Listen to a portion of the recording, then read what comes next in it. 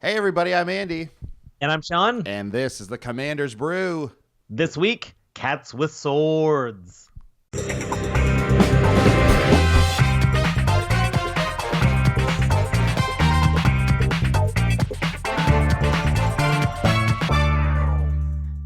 Hey everybody, welcome back. It's episode 95 of the Commander's Brew. We're dealing with cats and swords this week. Sean, how are you doing? I'm doing great. I love cats. I love swords. Let's see if I love the two put together. Yeah, absolutely. This week is the last week. I'm in LA for our show. Oh, wow. Yeah, next week's show we'll be back. Both will be in Toronto. Wow. Yeah, so get ready for that, everyone. Game changer. Game changer, huge game changer. Not a real game changer as far as the listeners go and the viewers, but for us, certainly, we'll be in the same room making these decks again, or maybe not. Maybe we'll just get lazy about it and continue to do it from each other's houses, like Completely different chemistry. Yeah, exactly. But for now, we're still bi-coastal. We're still rocking California to Ontario. So this deck, before we get going, this deck I just want to say was inspired by my cat, Bella. Bella. Yeah, Bella's been sick lately, so I was like, you know what, I'm gonna make a deck about Bella. So Yeah. so we did And you that. know what? Everyone with cats out there, you can imagine this is about your cats. Exactly. This is going to be a tribute to all the cats out there that us EDH players have. In fact, we should do a thing where everyone shows us their cats. Oh, yeah. That'd be fun because, Sean, you have 3 cats. I got 3 cats. One's called brown, one's called pink, one's called green. And people who watch me stream on Twitch often hear them barfing in the background. Yeah. If you're lucky, you might hear my cat fart. She's been very gassy lately. She's been sick, so like her stomach's been all weird. So Bella. sometimes she'll just hear like a in the background, like a Wow. pretty serious, Wow. fart. But so yeah, keep up. Actually, she's not in the room right now. We brought her out for the show, but yeah, that would be great. Send us pictures of your cats on Twitter with like your magic stuff. I think that's like a strong trend we need to start. Oh, yeah. Do you know what? Maybe we could bring back where people would balance things on cats, but we'll balance magic cards on Oh cats. yeah, that thing where then all the cats look like this. Yeah, it looks so bored. So like they've for sure over it as soon as it started happening. Just they've had enough from the start. Yeah. That's one thing I really Yeah. love about cats is that they're kind of always over whatever's happening. Yeah, man. Unless No. it's like a small toy shaped like a mouse with catnip in it, in which case they're I was about to say that they never get over it, but like my cat gets over that pretty quickly too. Actually, now that I think Yeah. about it, Yeah. she'll play with it for like a day, and then it's like, what is this piece of garbage? Get this out of here. Seen it. Yeah, seen it, played with it, drooled all over it so much, and now Yeah. I'm sick of it.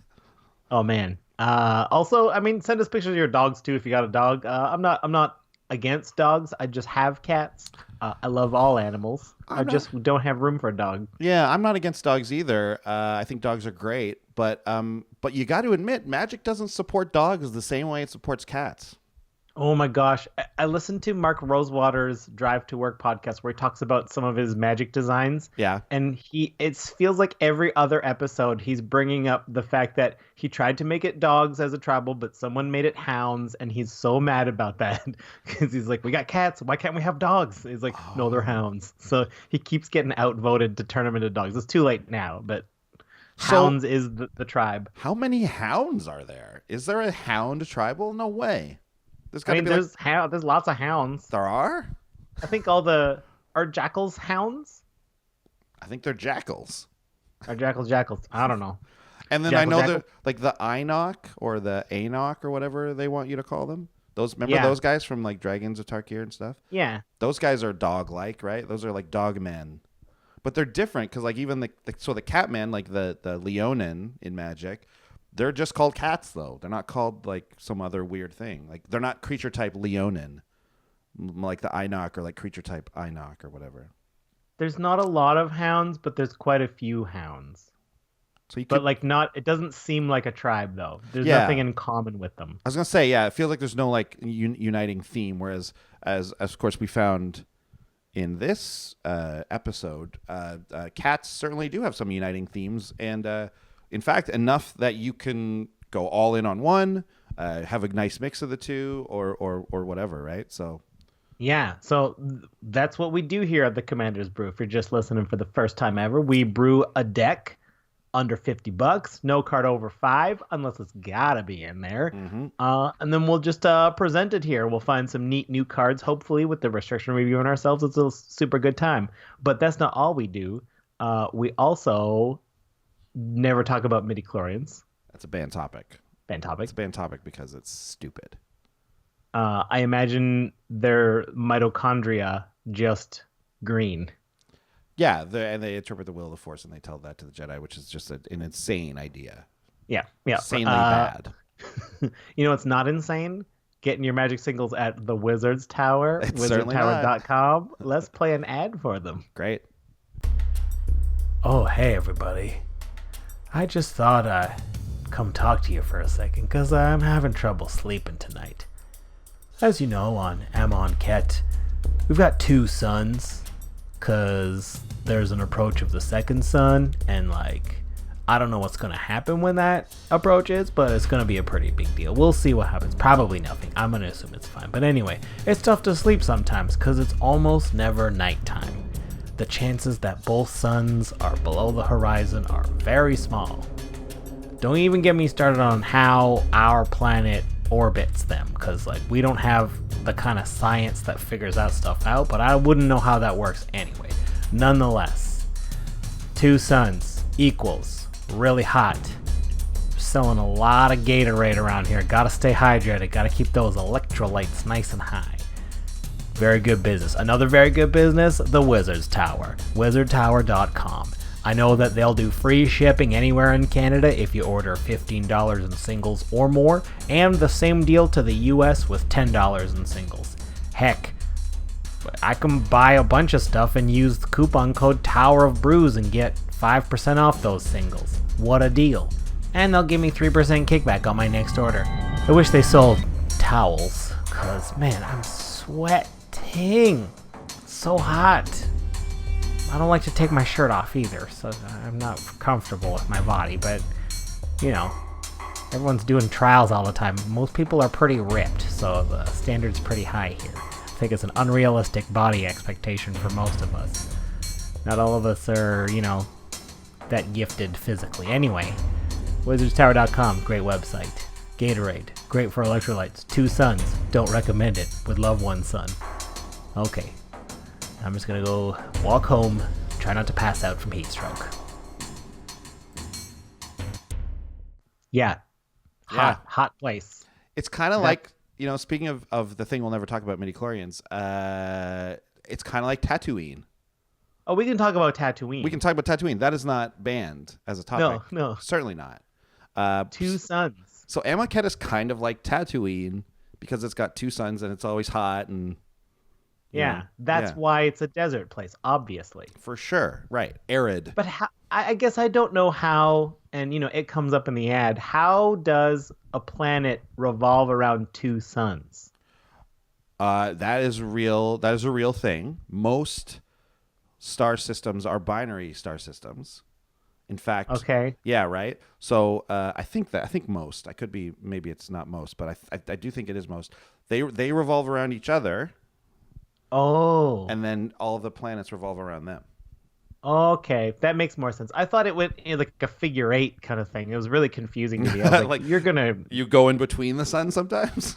Yeah. Like that's a great recipe for disaster. That's a huge recipe for disaster. Yeah, maybe when they start out, that happens to some of them, and then eventually they just crash into the sun. Yeah, your planet just crashes into the sun eventually. But yeah, that's real. Our solar system is like maybe not unique, but it's not exactly the norm from what I gather, and that we have what one makes big it sun. unique? What's that? It's the only place I live. Yeah. If you look at the list of places that Sean Tabaris lives, there is only one. There's only one planet among them. Soul. And it's there's only one Soul. there's only one solar system, and it's Sol.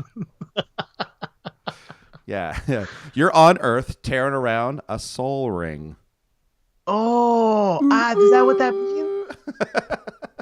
Are we on a big soul ring? That's what it means now. Oh, Yeah.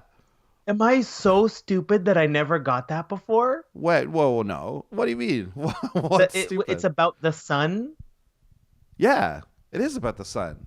I never thought. I just thought it was just a name, just a couple of random letters. Are you for the serious? type of Okay, then maybe that is stupid. Never thought of it. No, but because the original art of Soul Ring is like it's like a blazing, ring. fiery ring, right? It's soul. That's the thing. It's like for sure that means like the sun, you know. Oh yeah, that's every sci-fi game where you fly to different galaxies. Ours is always soul. Because it really is that. Yeah, no, I get it. Yeah, sure. yeah. Wow. Yeah. Solar system. I knew that. Yes. Yeah. But I never made the connection So with Soul. you didn't make the connection of Soul Ring. Is that because you are more used to the new art for Soul Ring? Yeah, that looks like a modest wedding band. Yeah, exactly. It looks. Yeah, I mean, it's basically like just a classic band, but like silver, maybe white gold, perhaps. A modest wedding band. Yeah, not super powerful. What is this thing? You know, whereas the original one, it's like this blazing on fire ring. Yeah, you could more easily make that connection, I guess. Interesting. Okay, well, you learn something new every day, don't you? Yeah. And something new we learned today is that we're getting close to having an actual. We're getting close to having 100 patrons, and I'm gonna say right now, we're gonna set a goal for 100. That when we get actually 100 people as our patrons, we're gonna do something, right? We're gonna have a big giveaway. We've got a bunch of stuff set up, and I think Sean, I'm coming at you with this live. This is like okay. I'm thinking maybe we do a big stream to celebrate, and then we give a lot of stuff away. We invite our patrons to that stream, of course, all of our other followers as well, and we really go nuts. Yeah, and let's make sure we have some giveaways that are for anyone watching the stream. Exactly. And let's make sure we have some special giveaways for all the patrons, whether they're able to watch or not. Exactly. We want to include everybody. Hopefully, because we've been like kind of building up all the stuff that we have to give away for a big thing, and I think this is the big thing. This sounds like a great big thing. Exactly. So here's my question: do you think we'll hit it before or after we go to GP Vegas? Ooh, man. Okay, I think. Well, I mean, I think with the help of the listeners, I think we can definitely hit it before. We may not be able to do the big stream before, depending how close it is. If it's real close to GP Vegas, we may have to do some get ready to go prep. Well, we can do the actual stream like after. We can plan that for a time that's suitable. But yeah, definitely let's look into that, and if we hit that goal, we'll do something big. But yeah, GP Vegas is coming up. We're gonna be there. Our friends over at Commanderin are going to be there. Our friends over at Command Zone are going to be there. Pretty much anything you watch or listen to Magic-wise, those people are pretty much going to be there. So yeah, we haven't really nailed down anything we're doing specifically except for playing a lot of Commander, playing a lot of Magic in general, and gambling a bit. A bit, just a bit. I'm not a big gambler, I got to say. No, me neither. I really am not. I don't like the feeling of losing. Yeah, exactly. And when it's purely up to chance, I feel like I just can't. There's nothing satisfying about any of it to me. Yeah. And the only thing I like are slot machines that have fun animations. See, slot machines are my least favorite. Like, I'd much rather try and at least win, something where the odds are like slanted or whatever, or there's something you can do like poker or blackjack. Decision points. You know what I mean? That's what I like. But I did play a slot machine where it showed an animated bunch of mice trying to rob a bank from cat security guards. Okay, never mind. I'm back in on slot machines. I'm in. I like it. It's on theme for this episode and everything. It's great. Yeah. Yeah. Let's get to the main episode. Let's get to the main episode. Let's talk about some kitties. First, let's do the roast. Oh, right. Okay. That counts as main episode, doesn't it? That counts as main episode. That's what we're doing. Okay, ladies and gentlemen, the Commanders burn. This week, we burn Death Pact Angel. Death Pact Angel came at us from Gate Crash. It is a mythic rare 3 white, black, black for a 5/5 angel with flying. When Death Pact Angel dies, put a 1/1 white and black cleric creature token onto the battlefield. It has 3 white, black, black, tap. Sacrifice this creature. Return a card named Death Pact Angel from your graveyard to the battlefield. It sounds like a lot, but it really isn't. Death Pact Angel, prepare to be burnt. Prepare to be burnt. Okay. Oh yeah, you want to go? You're starting, right? Sure. So sent in by some listeners. This is from at Odd Maudlin. Hey, Death Pact Angel. I wish your trigger was a May ability, so I could just leave you in the graveyard. Yes, yeah. We got one here from Brandon. He's at Earth Die Dread. It says, "Hey, Death Pact Angel, your cleric turning into you is like if Clark Kent turned into Mr. Bean." That is a huge burn. I love that burn. Yeah. At Jesse B. Durant writes, Death Pact Angel, if you're just going to play with your cleric all day, get a room, because there's no room for you in my deck. Wait, get a room because there's no room. In my deck. So you got to get your own room. So you got to get a different room. Okay, I feel it. I feel it. Yeah. Sweet. Okay, that's some of the listener burns. Those are hot burns. Yeah, let's keep going. Sean, So here's some Commander's Brew official burns. Hey, Death Pact Angel, you are for sure another part of the Pact cycle because I'm going to lose the game if I keep playing cards like you. Death Pact Angel, you're like a terrible boss. You demand a lot of its underlings. Oh, yeah. Too much. You demand way too much. Hey, Death Pact Angel. Hey, Death Pact Angel Cleric token. 6 mana and a tap for your ability. I thought the Orzhov Guild liked good deals. Oh, no. Hey, Death Pact Angel, I think you need to raise the minimum wage for your token to do everything you want it to do. You're not paying it enough. I'm not getting enough out of this. Yeah.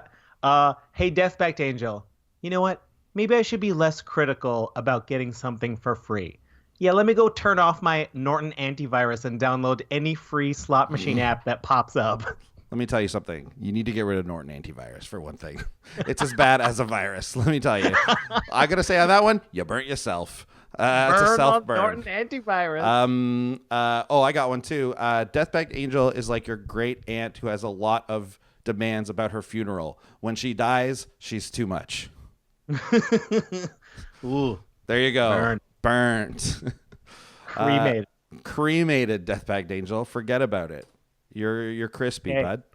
So what do you want to do for the next one? This one? Right. So as you know, you can send in your burns with the hashtag @CommandersBurn on Twitter, and we'll just pick some of our faves for it.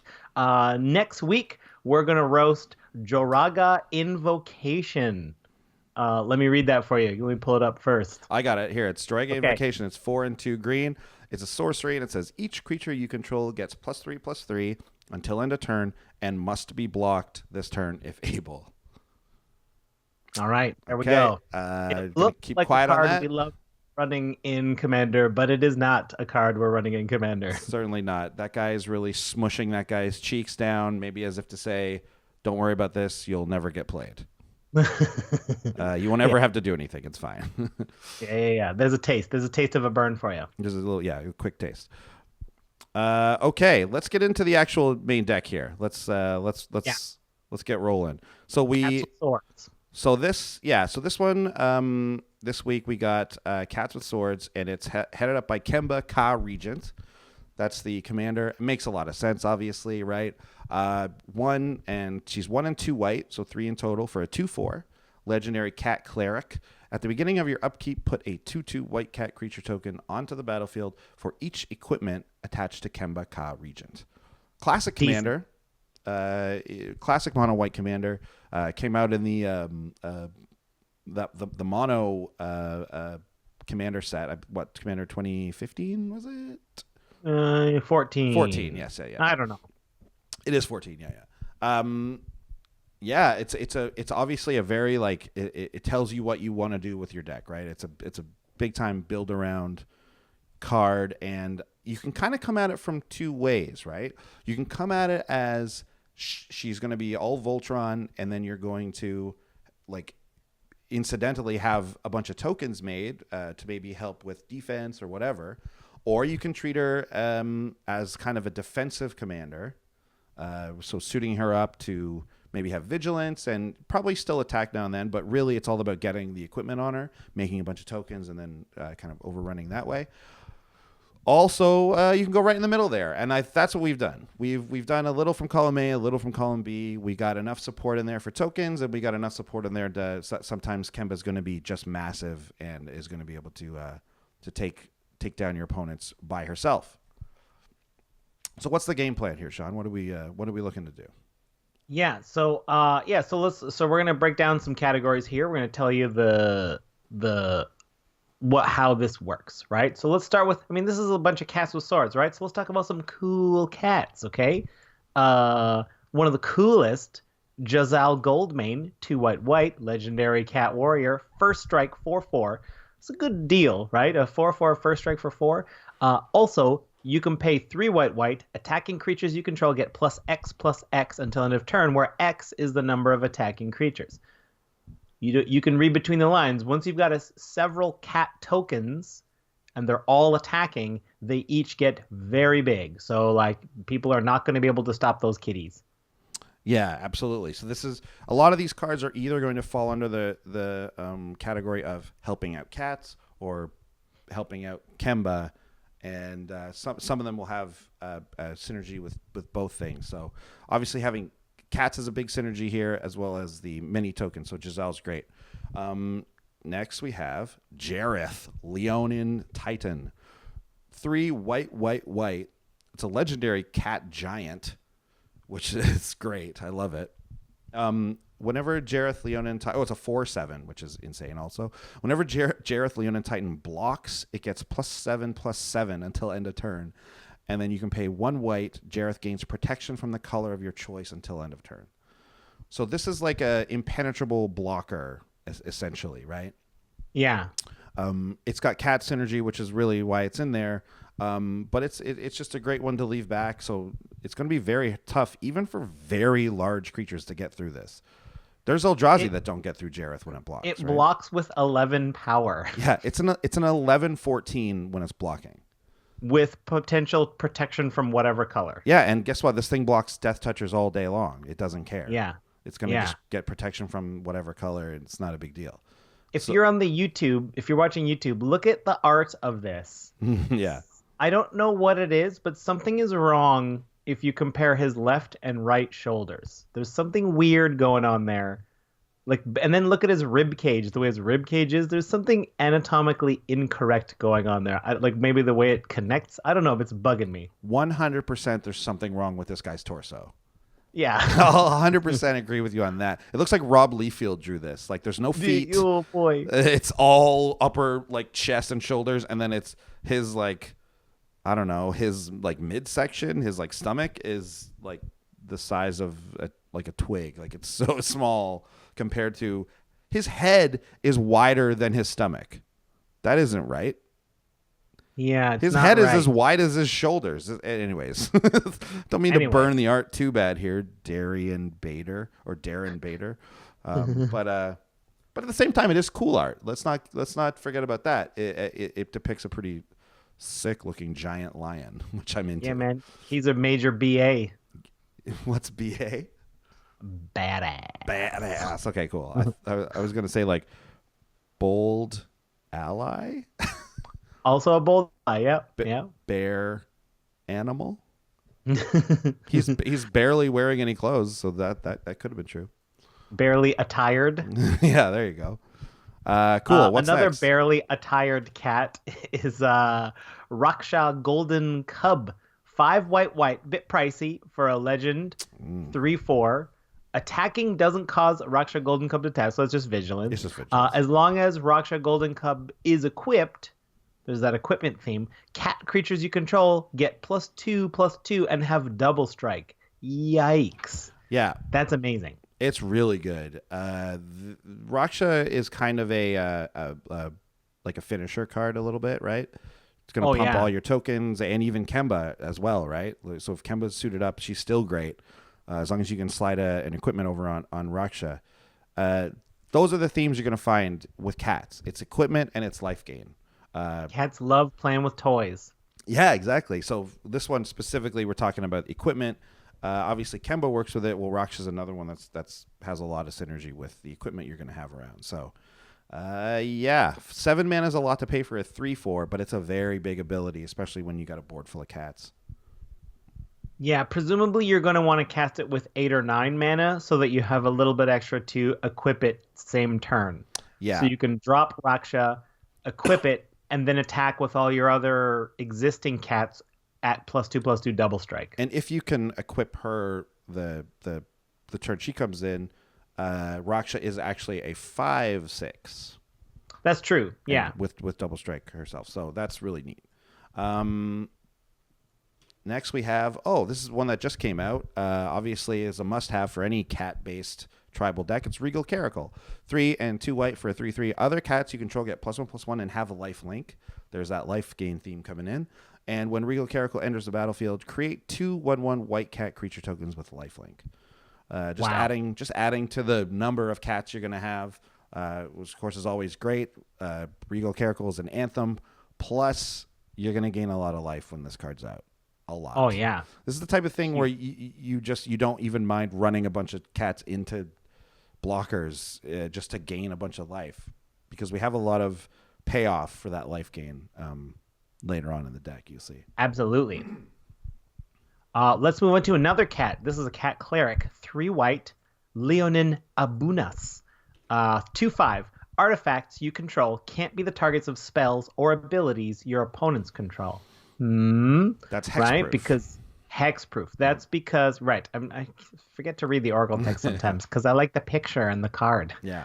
But right, as you can see, we've got a lot of equipment, and one of the weaknesses this deck's going to have is people are going to target that equipment and destroy it, and then we lose all of our bonuses and all our extra first strikes and things like that. But Leonin Abunas protects from that. No one can. The only way to get rid of them with Leonin down is just like mass artifact destruction. Yeah, which does exist, and Vandal Blast is one of the worst things that can happen to this deck, to be honest. So.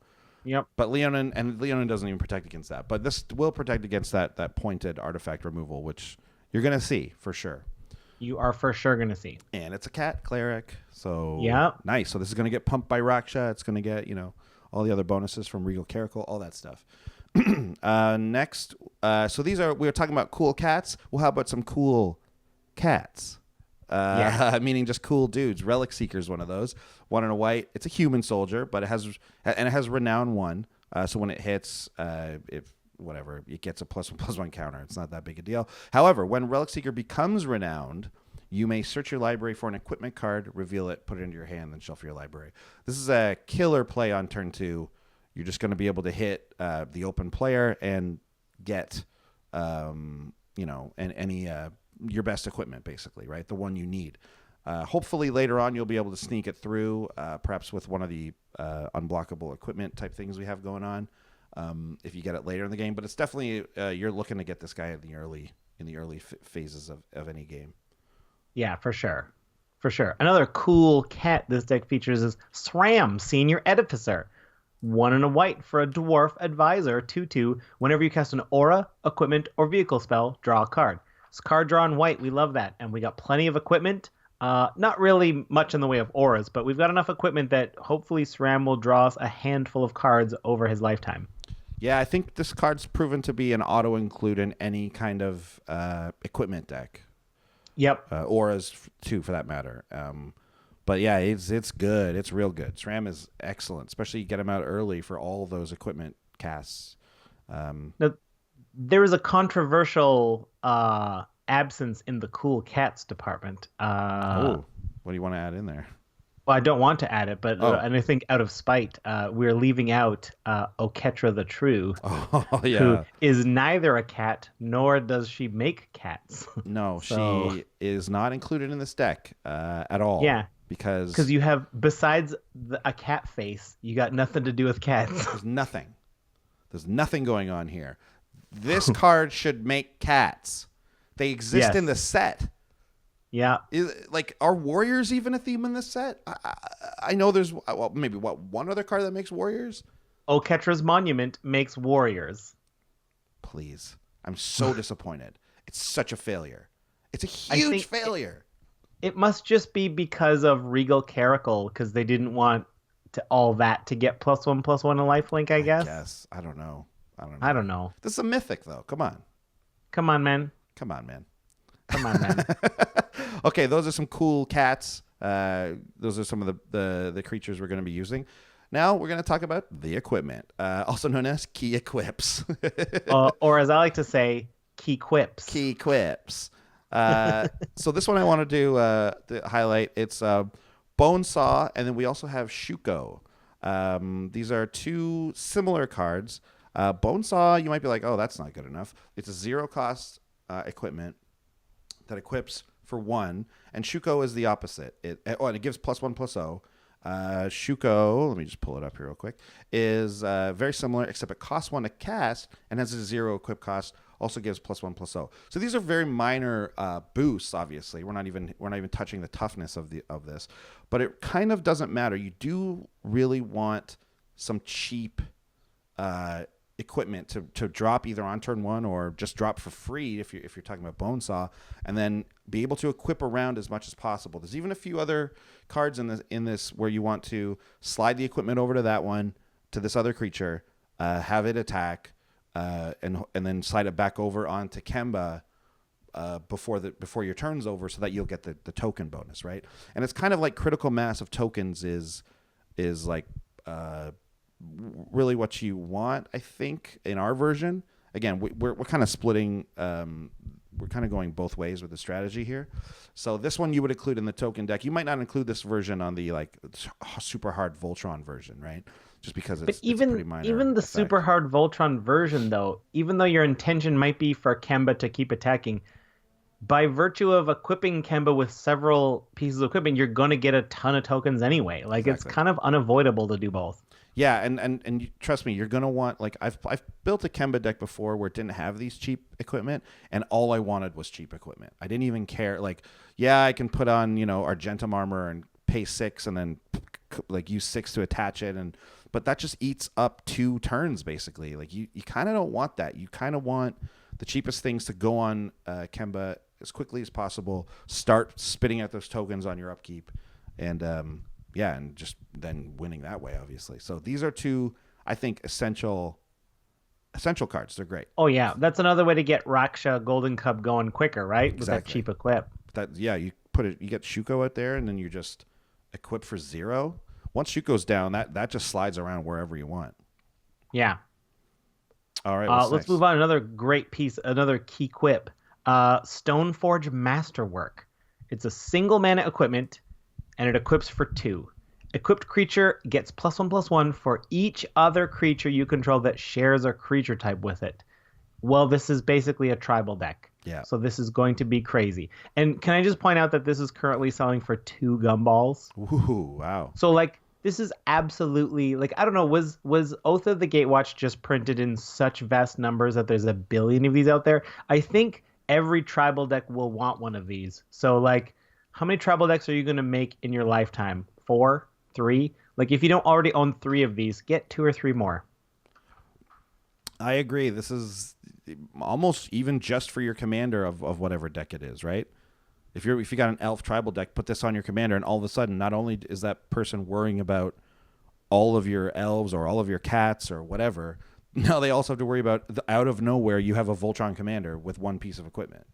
Oh, and do you think this is going to get reprinted in the new commander set that's all tribal? I guarantee it will. For sure, right? Yeah, it's going to be one. So maybe it's not going to go up much. So maybe you don't need to buy them into preemptive go. But, like, I just figure, like, this is going to be a staple in any tribal deck. So if it's a couple gumballs, you grab a couple. If it's not included in that set, then it might go up in price. Yeah, presumably. It's all about There's whether no or not way it they gets don't printed. put this in. Nah, they will. For sure they will. Yeah. Yeah. Yeah. Next, we've got a classic, a staple equipment, I think. Loxodon and Warhammer. It's 3 mana to cast, and it's 3 mana to equip. An equipped creature So gets good. +3/+0, has trample and lifelink. Exactly what we want.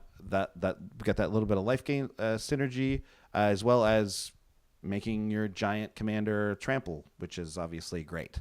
It's perfect. It's everything.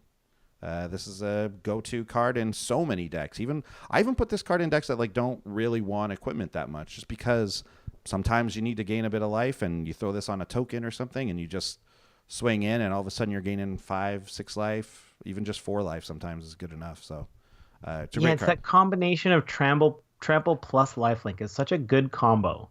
Oh yeah, absolutely unbeatable. Love it. What Great. else? Oh, this is a good one. Mask of Memory. 2 mana for something that equips for 1. There's another cheap equipment, right? We got our eyes open for those. Whenever equipped creature deals combat damage to a player, you may draw 2 cards. If you do, discard a card.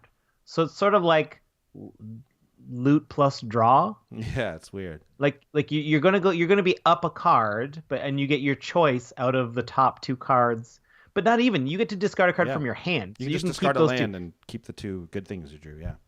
I think Mask of Memory, although this is an equipment deck and it absolutely fits, don't forget about this card whenever you're brewing like Boros or Exactly. like any deck that has a hard time drawing cards, because this is such great. And especially, I mean, those decks tend to want to attack a lot.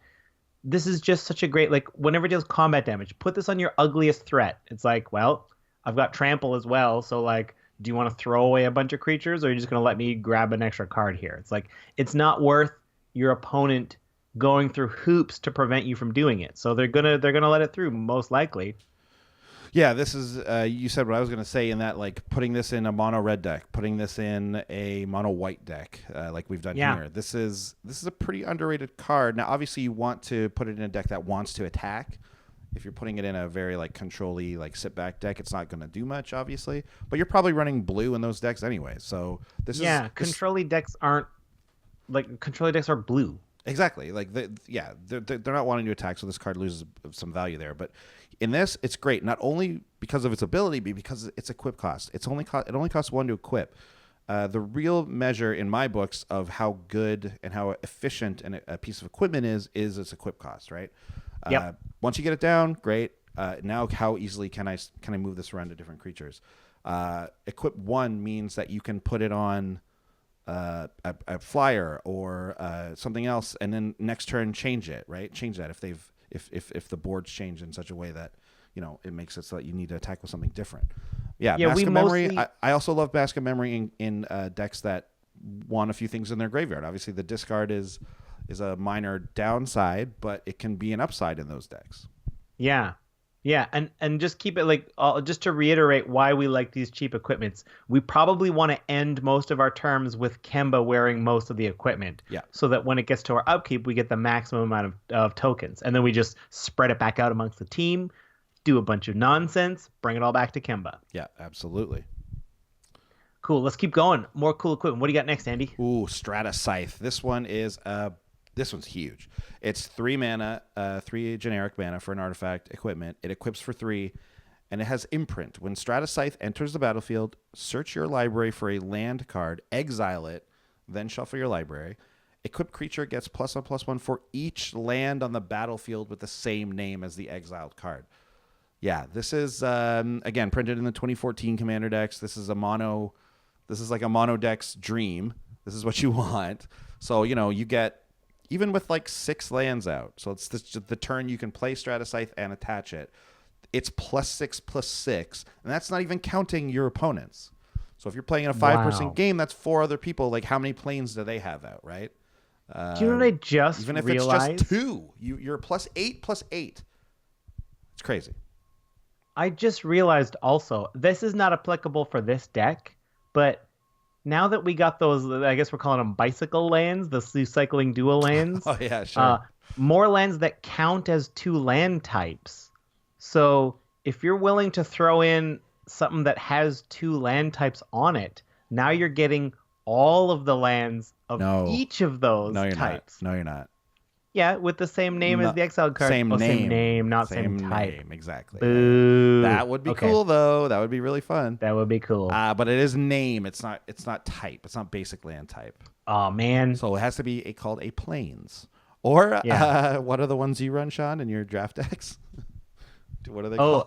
Plaine. Plaine. Sean has the French basic lands. Yeah. Which are great. Swamps are marais. Marais, yeah. Montagne. Yeah, they're great. I love it. Islands. Île. Île. What's the forest? You know what? I actually don't have French forests. It would be forêt. Forêt, right? But That's it's what I just forest. Okay. I guess It plaine is so the one that hard sounds funny. to get French basics. Well, it should be easy. You think it'd be easier in Canada, right? You'd think so. I was talking to a guy from Montreal, and apparently in Montreal, everyone wants to open English cards because they have higher value for resale. Right. So no one's really. So you have to go up to like Quebec City, even probably. I would have to go to a French-speaking city because no one brings their French basics to GPs to sell unless they're like full art foil type of ones, right? Like yeah. nobody brings regular alternate language basics. So got to get my Well, you know French forests. Let's put it out there right now. If there's any listeners out there who have some basic forests that are in French, I mean, you know, maybe let Sean know. Maybe he's willing to grab them off you or whatever, Oh, right? yeah. You guys should get in contact with each other. Let's talk business. Talk business, right? Okay, so those are some awesome equipment that we're going to put on Kemba or even Raksha or whatever. A couple, you'll have options. Ultimately, though, you'll want to end your turn with all of these equipment on Kemba, so that when the turn comes around, you're going to be getting a lot of cat tokens. So let's focus now on the on the fact that this is a mono white deck. I feel like we haven't done I guess we did Bontu. We did mono black. Yeah. But we haven't done a mono white deck in a long time. I think the last time we did it was when Magic Origins was being spoiled. Oh, right. And we did not Kithian. Kithian, that's right. I was going to say not Gideon, but what's his name before that? Yeah, so let's talk about some mono white cards. Some like specifically good in mono white decks. Yeah, right? Like they don't get much better than Mass Calcify, 5 white for a sorcery, destroy all non-white creatures. It's not going to be guaranteed a one-sided wrath, but it's going to be as close as possible. Yeah, it's still going to be very good, I think, is the bottom line here, right? Yeah, you're going to get like a 9 for 1. Yeah, and the real benefit of it is that none of your stuff is going to die. No. So even if you do only manage to hit half the creatures on the board, you're just looking so much better regardless. And it's going to hit more than half the creatures, I think, on average. Yep. Yeah. Mass Calcify is a great one in any mono white deck. Also, we've got Gift of Estates. So for those of you and us who are not really up for blowing the dough on a land tax, which is, of course, a classic Magic card. It's fairly expensive these days. Gift of Estates is like Land Tax Junior. That's a one-time effect. It's 1 and a white for a sorcery. It says if an opponent controls more lands than you, search your library for up to 3 plains cards, reveal them, put them in your hand, then shuffle your library. This is the way that white ramps, in quotations, like it's not actually ramping. It's just making sure you hit your land drops consistently. So if you get this, if you got 2 plains in your opening hand and a Gift of Estates, guess what? You're probably pretty okay to keep that hand because Gift of Estates is going to get you those 3 plains when someone else plays their, Rampant Growth or Cultivate or whatever, right? So it's a good card. I think it's basically an auto include in a lot of mono white decks. It probably should be. Yeah. Yeah, again, we're talking about so mono white does have a couple of weaknesses. Mm-hmm. This is basically card draw, right? It's a 2 mana sorcery that says draw 3 cards. They just have to be plains cards. Yeah, exactly. Yeah. If you look at it as card land draw. Yeah, right? It's helping you hit those consistent land drops, which is I think kind of the best mono white can do. Yeah. Which is a shame. Let's talk about Oketra's Monument. Ooh, that's how dare we include this? Well, because this one's all right. Yeah. It does make warriors, but let me tell you. So it's a 3 generic for a legendary artifact. White creature spells you cast cost 1 less to cast. That's why it's in here. That's the best part. Yeah. Also, whenever you cast a creature spell, create a 1/1 white warrior creature token with vigilance. It's a warrior. Wrong type of token, but we'll take it. We're not going to say no. We'll take it. It's fine. It is not a May ability, so we have to. Exactly. It's fine. I mean, this is essentially a worse version of Pearl Medallion, which we also have in the deck, but we thought we'd include it because it's got a picture of a sphinx on it. That is an actual cat, even though Oketra is not a cat. Oketra is technically not a cat. We're so mad at Oketra. Well, I am. Anyways, so like Sean said, mono white has weaknesses, just as most of the mono colored decks do in Commander. It's why we tend to play more than one color. So we got to make up for some of those weaknesses. The biggest weakness that mono white has, hang on, my cat is meowing at the door. She really wants to come in, so I got to do this. Oh yeah, we're gonna get a little. Oh, I can hear her meowing from here. There you go, Bella. You're in now. Okay. So we got to make up for the weaknesses. The 2 biggest weaknesses are card draw and ramp. So we've got one option here, Staff of Nin. Staff of Nin is a pretty divisive card. People either think it's fine or they think it's terrible. And I get why they think it's terrible. It's 6 mana and it helps you draw an extra card, but I really think it's fine. Like, I'm not super, super stoked about it, but you're drawing more cards in a color that doesn't usually let you do that.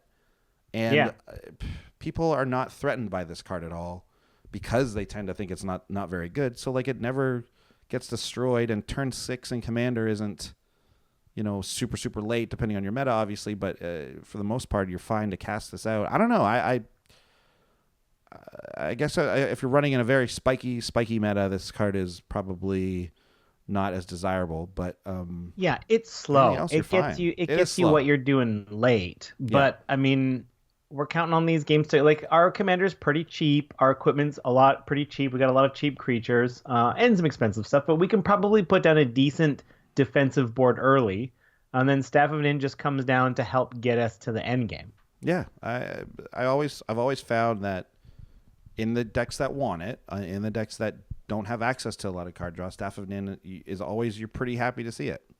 Yep. Finding the place to cast it might be your issue, but you'll find it.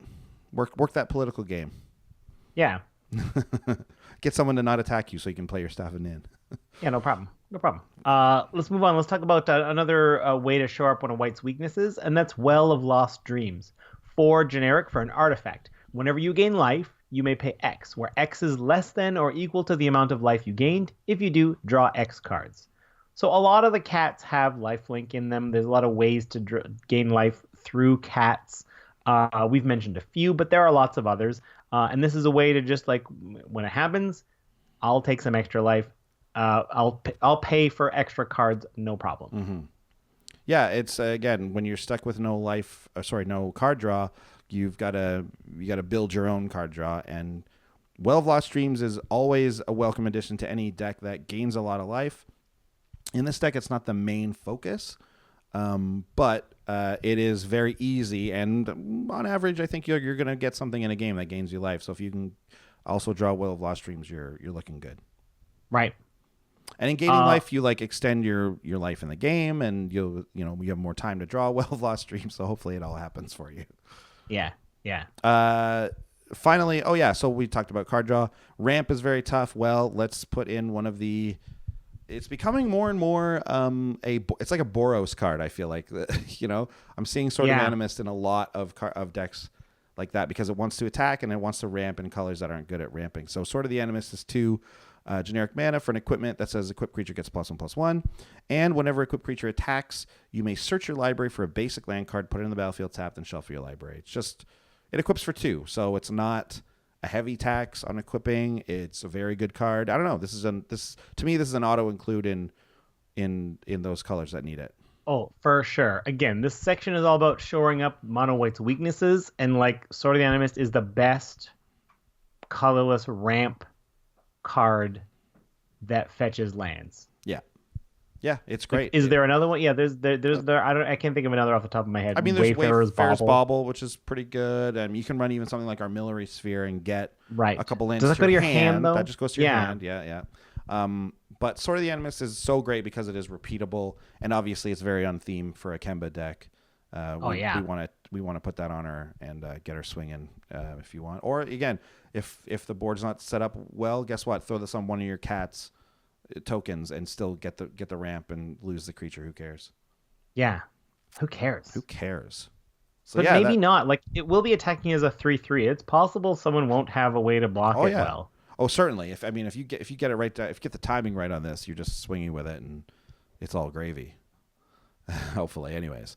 So yeah, this is it. It's pretty straightforward stuff. A bunch of good equipment. Hopefully, we don't want things to be too expensive when it comes to that equipment, either the casting cost or the equip cost. I'd like to keep that cost low if you can, so that you can move it around a lot. But there's such a wealth of great creatures in this deck and great equipment that this deck ends up being really fun. It's not just a suit one guy up and then just swing mindlessly attack, right? It really isn't like that. There's a lot of decision points to be made, oddly enough, when I kind of didn't think there would be. Great. That's kind of the deck. That's the basics of it. Mm-hmm. Yeah. So let's move on to the 3 stars. Let's talk about the 3 cards that perform the strongest in this particular brew. Star number 3, Anointed Procession. We must be very familiar with this by now. Oh yeah. It's 3 and a white enchantment. If an effect would create 1 or more tokens under your control, it creates twice that many tokens. Amazing. This is a gift from Amonkhet. Nicol Bolas, thank you so much for making this happen. Let's keep drafting Amonkhet so that we open more and more and more of these. Because oh, buddy, I got one of these. Like, I drafted at the store the other day, and I got one of these like 8th pick in the pack. Amazing. I love that it's not a good card in limited. Yeah. I love that it's wheeling and stuff. I kicking myself for not already buying a couple of these.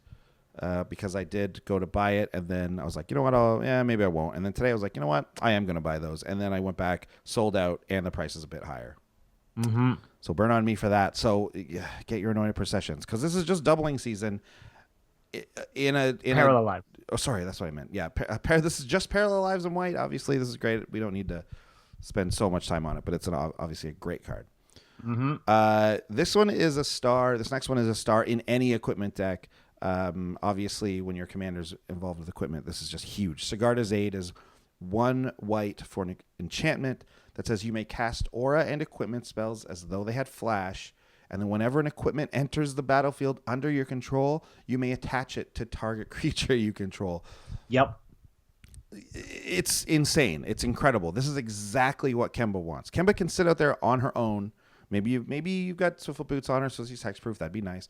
But you don't even need to do that, because you can cast it at instant speed, and then whenever it enters, you attach it. So you can, in response to someone trying to kill your Kemba, drop Swiftfoot Boots and have it be attached so that it protects her. This goes for all of the equipment, obviously. You do this on the end step before your upkeep. What a joke. Honestly, that's all I can say about it. This card is basically a joke. Because that's how good it is. And bigger joke, the card that's even better in this deck. Let's talk about the number 1 star of the deck, Dragon Throne of Tarkir. Poof. Thematically, I feel like Kemba is why this card was made. I know Kemba was not from Tarkir, but it feels perfect. Yeah. 4 generic for a legendary artifact equipment, and it equips for 3. A little more pricey than we want, but here's what it does. Mm-hmm. Equipped creature has Defender and 2 tap. Other creatures you control gain trample and get +X/+X until end of turn, where X is this creature's power. So we're going to put all this equipment on Kemba, make a ton of tokens. If there's a couple we can move away for cheap, no problem. But if we can't, if we want to spend our mana developing our board, we're happy to leave Kemba back, and for 2 mana, just give all these cow tokens, like what, +8/+8 or whatever, depending on how much equipment Kemba's wearing, and trample. Yeah. No problem. Which is thematically perfect of Kemba sitting back on the throne, getting the cats out there and be like, yo, cats, Here's how you're going to win this combat. You guys are going to get real big, and you're going to get trampled. Here we go. It's the perfect thing for Kemba. Yeah, it really is. It's a lot like there are a couple things in Magic, whether it's creatures or equipment or something like that, where it seems to be trying to reconcile two opposite the game plans. Kemba's one of them. Tana Bloodsower is one of them. Dragon Throne of Tarkir seems to be one of them for me always as well, where it's like, okay, it allows me to build a one big creature that I would want to swing with, but then the payoff is that you get a bunch of small tokens. It's like, well, what am I doing here? Like, what, you know what I mean? Like, it seems to be like, just pick one or the other. But as we're seeing with Kemba, if you go down the middle, you can have a great strategy, or you can choose one. Well, Dragon Throne of Tarkir makes going down the middle the better strategy, right? Dragon Throne of Tarkir makes it that your giant commander doesn't just have to be attacked with and try and kill with commander damage. No, it's there to pump up all the tokens that she's making. It's perfect. It's perfect. Yeah. This doesn't work for Tana as well because you want to hit with Tana a couple times, but maybe you've hit with her 2 or 3 times and then you put Dragon Throne of Tarkir on her and really go nuts. So yeah, you're not wrong. She's a regent, right? Kemba's a regent, so that's royalty. So that or at least like standing in for royalty or whatever. I don't know. So it's thematically it works quite well. It's mechanics wise, it's perfect. It's amazing. It just feels so good. Yeah, it feels so right. The only burn is that you have to pay 2 and do it. So like if you wanted to do this all in one turn, you're paying what, 9? That's a lot. 4 to cast, 3 to equip, 2 to yeah. It's a lot all in one turn. Unless you got Sigarda's Aid down there, then it equips for free. True. Yep. Yeah. But it's definitely the finisher card that you really want, especially if you have the tokens out. So yeah. Oh, big time. And don't forget, like this deck is all about tokens, but there's a good number of just cats you'll get.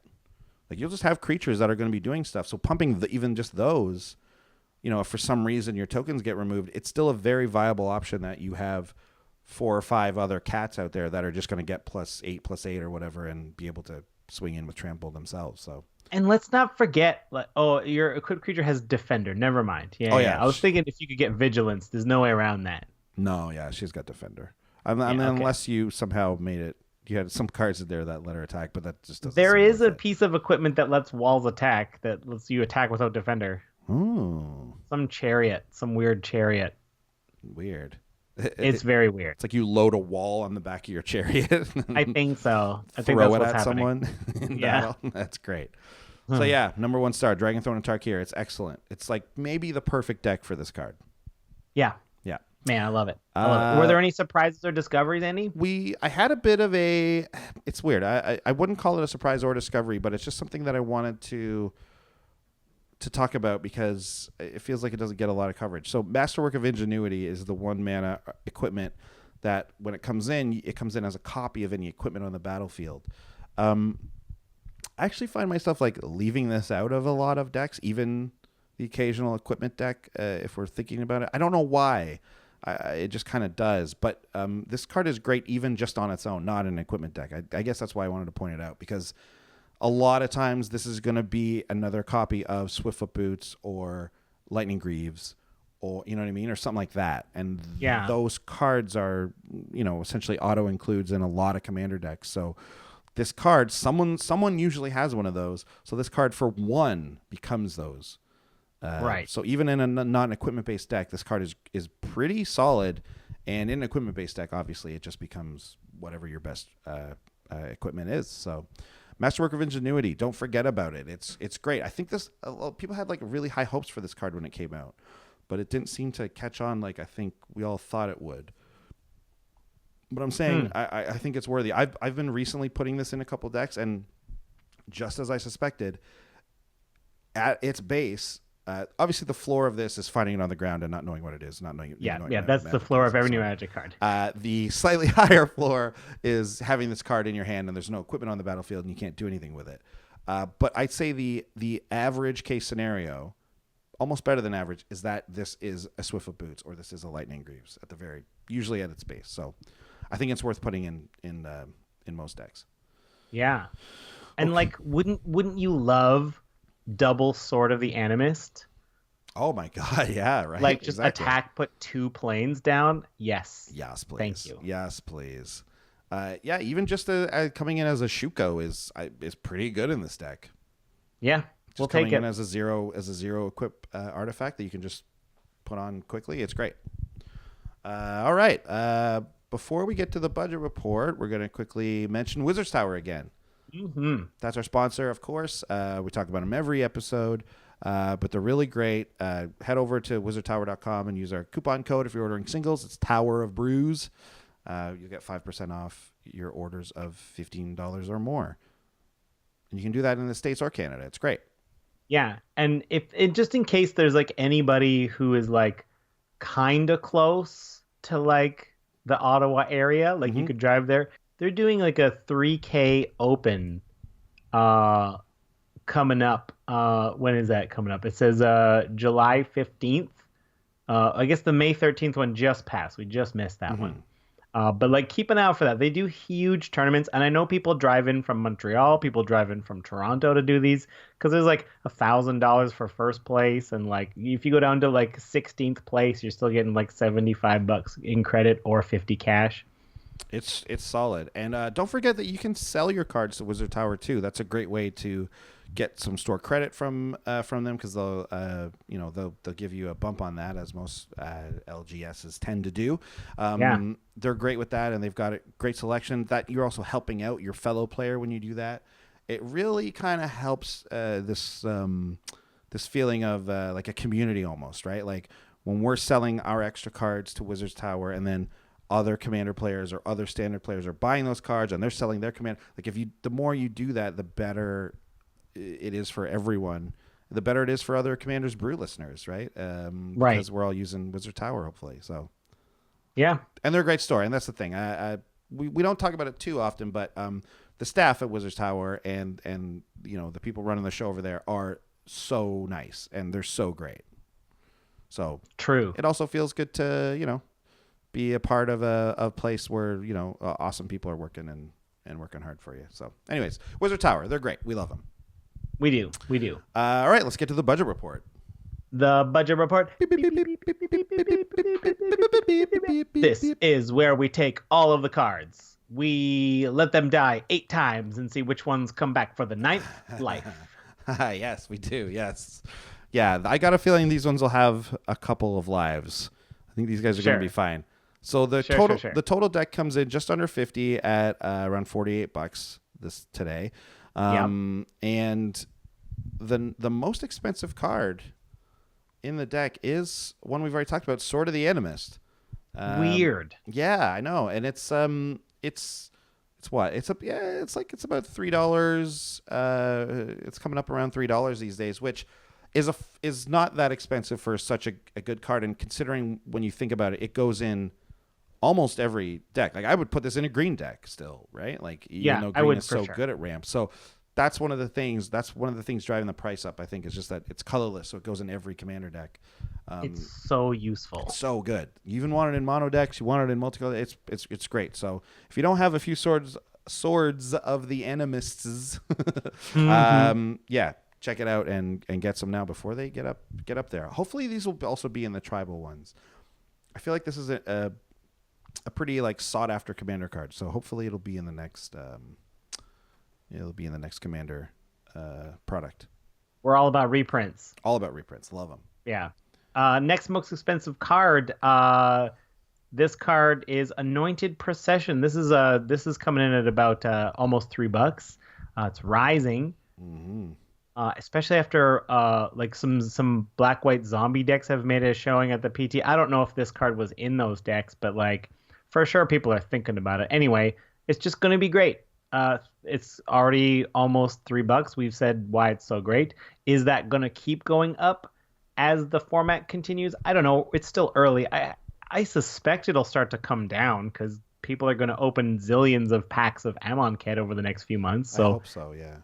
Got to get cheaper. Unless people just know that it's going to be paralyzed, so everyone is just hoarding it. That's kind of what I think it is. I think we've probably got a combination of a lot of commander players just like getting their copies now because they're afraid it's going to go up. I think you've got some finance people buying a lot of them. Yeah. I'm not one of these people that blames, you know, what are they, like speculators or anything like that. I think we're generally doing okay on that sort of stuff. But I think it's a combination of those things. Right now, that's like the price is starting to climb a little bit. But you're right. Like we've got a lot more time with Amonkhet. It's relatively new. When the small set comes in, we're still going to be opening packs of Amonkhet. So true. Hopefully, once all of our commander players have a couple of them, like we're saying to do, maybe the price might start to level out a bit more, maybe even come down again. Who knows? We're no experts on that, but it seems like that's a real possibility. So I'm just going to try and get them now. I might be jumping the gun a bit on that, so I don't know. We'll see. I feel like this is the best time to go out into the field and use your trade binder and trade with people who have them. Yeah, that's a good move, I think, for sure. Standard players I don't think they want this card. I know you're talking about there's a zombie deck at the PT, but like turn 4, I doubt it would. I don't think turn 4 they're playing this card in Standard. Yeah, I don't know much about Standard. I just know Mono Black Zombies won. That's great. Oh, Mono Black. Oh, then they're definitely not playing this card. That's the number 2. And what's the most expensive? Oh no, the third most expensive card. Thank you. Is Well of Lost Dreams. Oddly enough, this card is coming up again. Just under $3, around $2.50 or more. This is one that Mono White uses a lot, like we talked about, because it shores up that weakness, and life gain is pretty easy to get in that color. And they I didn't know this was printed in the Commander 2013 decks. That's cool. Huh. Hopefully they'll give it another reprint, because it's a great card, great Commander card, and goes in a lot of decks. It's good. Big time. Yep. Are we cutting any of these from this deck? I don't think so, right? No, I think they're all, because they all do such important things in the deck, and they're hard to substitute. Yeah. Agreed. Keep them all in. If you could make cuts, there is a card that's out of our budget that would be perfect for this deck. Oh, what's that? But unfortunately, it's a little out of our budget. It's like about $8 or $9. It's called Pure Steel Paladin. Oh yeah, of course. I'll read this one out to you. It's like almost $9 now, depending where you go. White, 2/2, Human Knight. When an equipment enters the battlefield under your control, you may draw a card. That's amazing. Also, Metalcraft. Equipment you control has equip 0 as long as you control 3 or more artifacts, which is amazing. Yeah, it's great. So yeah, like it's no question why this card is valuable. So like if you can squeeze a few cards out of here and lower that budget, or if you're just willing to be like, you know what, I'm willing to pay $58 for the deck, Pure Steel Paladin probably should be in there. Yeah, it's speaking of cards that need a reprint, I mean, yeah, this is a massive Commander card. It's for a specific deck. I don't know. I don't know if this is it played in other things? Like, is it played in Modern at all? I don't know. I think maybe. It feels like maybe it is, and that's what's driving it up to be such a. Because if you've got like, I think there is. I think there's one. Is it Cheerios? Is it? What? It's because you cast tons of equipment that has a 0 mana cost. Oh yeah. Like you run like 4 bone saws and 4 of anything that costs 0. So you're basically just draw card, and then you get to your combo pieces so much quicker with it. That's got to be it. Yeah, and you're probably also running SRAM, so you're drawing 2 cards per. And then if you get one of those, you cast it for free and get 2 more cards. Yeah. I can see with the upcoming tribal decks, one of them being a human based. I can see that. And I could see this card making its way in, possibly. Like maybe they do a green-white humans deck with the new Sigarda as the commander or something, or of course a new commander as well. Yeah, that might work out. I don't know. We haven't talked much about the new commander set coming out, but I'm excited about it. It's coming out in August, is it not? Yeah, they bumped it way back from November. Yeah. Like, we're going to get back from GP Vegas, and it's going to be spoiler season. Yeah, that's going to be fun. That's going to be really good. Yeah. So, yeah, that's the show, though. That's it. That's Kemba and her kitties. This one was for Bella, just so that she knows. But we'll be back with a commander interview in just a bit. Anything else you want to say? Send us pics of your cat with a magic card on it. Should they hashtag it? I should hashtag it.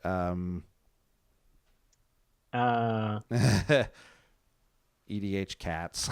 I don't know. EDH cats. Yeah. Sure. No, I can't do it. I was trying to say like Catmander's Brew. Catmander's Brew. Yeah, pretty good. Okay, well, we'll be back with the Commander interview, and otherwise, we'll see you guys next week. Bye. Bye.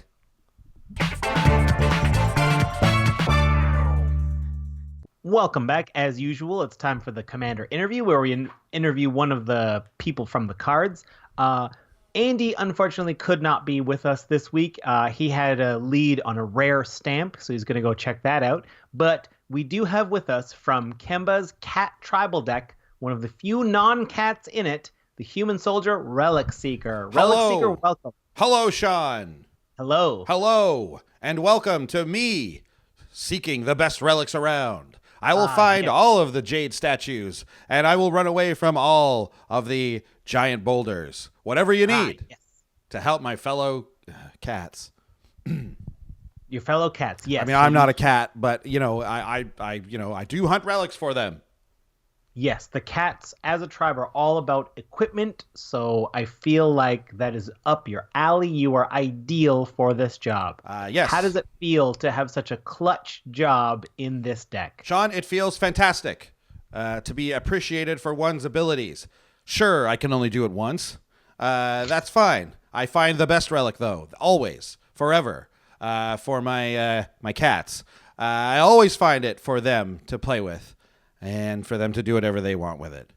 And then I go back to the university where I teach archaeological studies, and I tell them all about it.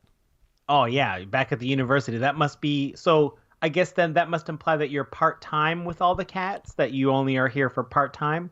Well, I have, my job is sort of two-pronged. I do the seeking and I do the teaching. But if I'm being honest, most of the time is spent dealing with the cats. Yeah.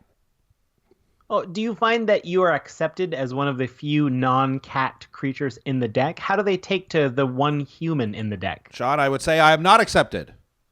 Oh. I'm accepted in some ways, though. As the person who gets them the toy, yes, very accepted. But then when I would like any sort of respect or affection back, I am not given such things. Oh. The cats will usually stare at me blankly or barf. Or barf. I do know that cats have different ways of showing affection. It may seem like they're aloof, but maybe whenever they're walking by, do they like rub up against you as they walk by? It may feel like they're just pushing you, but that's a sign of affection. I know for a fact they are pushing me, Sean. They are pushing me towards finding their toy, always. They usually scooch it under the couch or the fridge, and they can't get it out. It's up to me to move the couch or the fridge and to seek that relic, and I am happy to do so, except, again, they don't seem to care. Even when I give it back to them, they almost immediately shove that relic back under the couch or fridge. Oh, Relic Seeker. I'm sorry that you feel a little underappreciated for it. Well, I'm sure though the deck runs way smoother with your abilities. Even if they don't say it, I'm sure they really do. Deep down, they must appreciate it. It's tough to tell, honestly. It's very tough to tell. It's tough to get anything out of these cats, to be honest. It's tough to get them to do anything. Have you ever tried to make a group of 18 or 19 cats do one thing? I have not. Well, I don't recommend it, Sean. I certainly don't. I'd rather go into the depths of any rainforest jungle and fight off the natives and steal their most sacred idol and almost die than to continue on with these cats, honestly. Oh, yeah. I'm sorry to hear you're not having a great time there. Maybe you must have some great stories, though, of your time with the deck, with all the cats, like of some great relics you've found or some great battles you've fought. Most of them end with cats barfing and me having to clean it up. You got to clean it up. They don't clean up their own barf? Have you ever known a cat to clean up its own barf, Sean? Well, I only know Earth cats who aren't as dexterous as some of the cats who presumably have thumbs because they can hold swords. Let me tell you something. Cats are cats. Whatever plane they're on, they're barfing somewhere and shooting litter all over the place. Let me tell you something. You have not experienced cats until you've cleaned up Jareth Leonin Titan's barf. Oh, man. It's just too much, Sean. He eats too fast. He eats too fast. He doesn't give himself time to digest. And then out it comes. Oh, all man. over whatever relic I've seeked for him. And if you've gone away for too long, like when you come back in, are they all near the door meowing, waiting for you to give them the relic? They certainly are, of course. They can't wait. There's no patience with these cats. Either that or it's all patience and they don't do anything. It's like it's 0 to 100 with these guys. But yes, every time I come in, they're all grouped around the door, screaming at me to give them the relic. And then once I do, they use it for 5 minutes and then they forget about it and go take a nap. Oh, wow. I'm having problems with litter also, Sean. I'm having problems with litter. I know I mentioned Jareth Leonin Titan's barf, but his litter is also another very large problem, literally. It is just giant rocks being spewed about my apartment, and it's I just don't have a broom big enough. I wish I could seek a giant broom. I wish one of the equipment they would include in their deck is a giant broom. Unfortunately, that is not something that Kemba has seen fit to include in her deck. Well, may I recommend you take a visit to the plain of Amonkhet, which is a sand plain.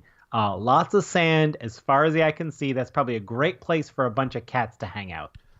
There's a cat god there, I feel like, and I just don't know. The true. I just don't know if I can handle a place where not only am I dealing with a 20-foot tall cat man whose chest and arms are larger than any other part of his body, but now I got to deal with a giant cat god. What are you trying to do to me here, Sean? What are you trying to do? Nothing, Relic Seeker. I'm trying to just find the best possible outcome for here. I'm trying to be optimistic. You have a valuable skill, and I'm hoping that you have a. I have allergies, Sean. I have allergies. Okay, I'm allergic. Yes. Oh, terrible allergies. I'm allergic to all of them. It's honestly one large nightmare for me. I should belong in maybe some kind of maybe Daxos would want me. Can you ask him? What about the guy, the metalcraft guy, Jor Kadeen? Why don't you ask him if he needs a relic seeker? I'd honestly be happy to. We've had Jor Kadeen on the show. It's not. I'll see if I can pass his email along. It's not up to me to just give out other guests' emails or phone numbers, but I'll see what I can do. I'll ask him. I'll see what I can do. My asthma is getting worse per day. There's honestly hair everywhere. Again, I wish one of the equipment was one of those lint rollers. I don't even have one of those, Sean. They're constantly asking me for swords and little things that are shaped like mice. It's honestly, I don't know what to do. Well, I recommend just hanging in there. Keep them fighting the good fight. Don't wear a lot of gray or make sudden movements. Like what I wouldn't recommend from my experience with cats is when you're sleeping under the blanket, don't move your feet around under the blanket too much because it'll look too enticing for an attack. Oh, don't I know it, Sean? Don't I know it? Let me tell you once more. You've never been awakened by a cat biting at your feet who's 20 feet tall and holding a giant sword. Let me tell you, it is a nightmare. Absolutely. Just let me know when they get a good hound deck together, okay? Like, just please. I do consider myself a cat person, but at this point, I'd be willing to entertain the idea of maybe running with a pack of dogs. Well, I look forward to that day. Relic Seeker, it's been great having you. Any advice for our cat owners out there to help tend to their cats? If you have a cat that's 20 feet tall and barfs everywhere, the best thing to clean it up is a bulldozer. Okay. So get a bulldozer if you meet that criteria.